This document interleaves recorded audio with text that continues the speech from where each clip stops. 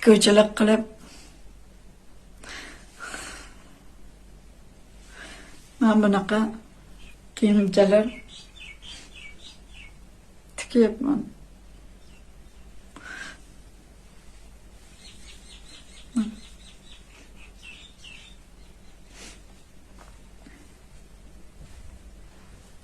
Lekin o'zim orzularim,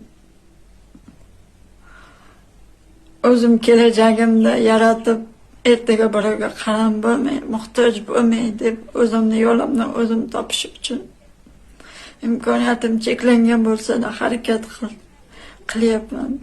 Lekin meni qo'llab-quvvatlaydigan inson yo'q. Bu kiyimchalarimda hokimiyatga, ijtimoiy xizmat markaziga olib bordim. Buni 10 mingga ham olmaydi deb ustimdan kulishdi.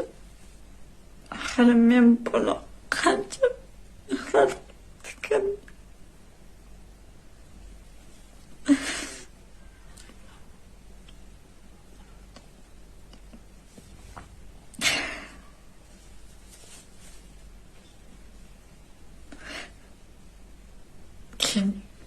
Hozirgi kunda 200 ta kiyimcha tikkanman mana shunaqa. Lekin oladigan odam bozorga chiqib sota olmayman. O'zim imkoniyatim cheklangan. Keksa onam bilan yolg'iz yashaymiz.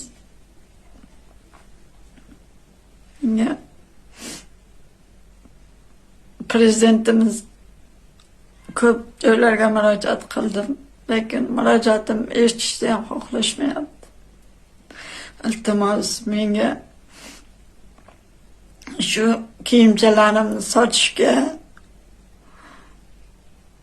yordam berib,